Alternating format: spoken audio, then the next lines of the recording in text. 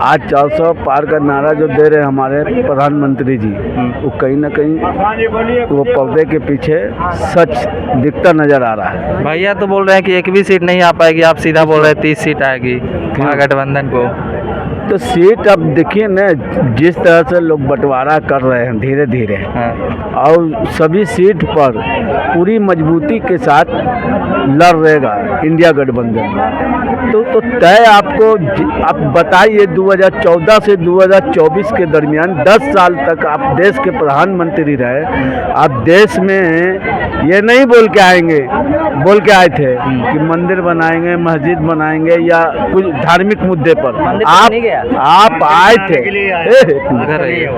आए थे देश में सबका साथ सबका विकास के नारे के साथ आए थे, देश में डेवलपमेंट करने के लिए आए थे।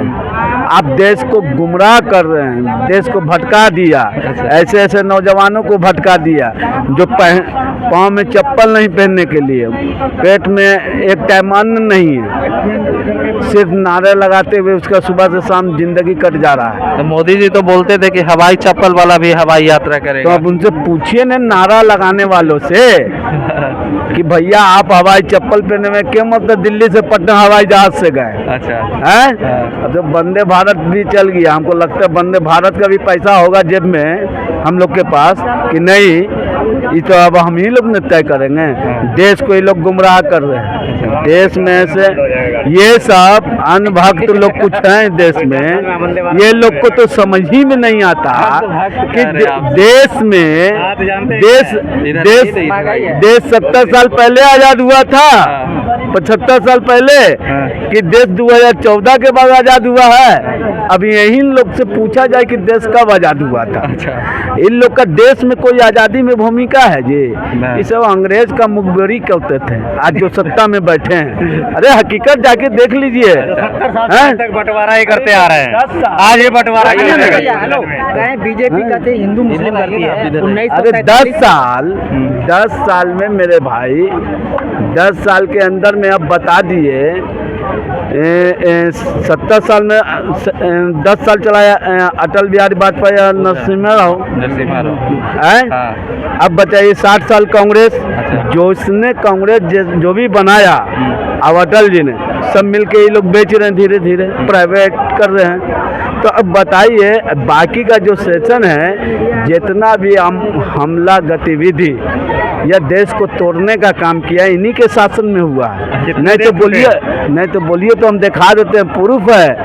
इनका कोई रीजन ही नहीं है, ना देश की आज़ादी में कोई रीजन था, ना आज है और ना कल भी नहीं रहेगा। ये सिर्फ धार्मिक बातों से लोगों को गुमराह कर देते हैं और वोट का ध्रुवीकरण करते हैं। वोट शिक्षा पर नहीं जाना जाता है हिंदुस्तान, स्वास्थ्य पर नहीं जाना जाता है, बेरोजगारी पे। अब बताइए नेहरू, अरे चाचा नेहरू तो थे आज़ादी के टाइम में। छोड़िए ना, चाचा नेहरू का आज़ादी में क्या भूमिका था, बता दीजिए 1 मिनट। अरे अब संसद भवन पर है ना कि आज़ादी में उनका हाथ था। चाचा नेहरू का आज़ादी में क्या हाथ था, बता दीजिए। गांधी अलग थे, गांधी नहीं होते, पटेल नहीं होते, मौलाना आज़ाद नहीं होते हैं, और हमारे जो भी चंद्रशेखर आज़ाद नहीं होते तो देश क्या आज़ाद हो जाता। बीजेपी यही तो कह रही है कि शांति से आज़ादी मिला है, उनका फांसी, भगत सिंह का फांसी। अरे तो भगत सिंह ने फांसी को चूमे। अच्छा, आप तो मुखबरी करते थे अंग्रेज का, अंग्रेज के मुखबरी। गोलवरकर कौन थे, सावरकर कौन थे? अच्छा, ये सब कौन थे? काला पानी का सजा है। अरे कुछ नहीं, ये सब अंग्रेजों का गुलामी कर रहे थे उस वक्त।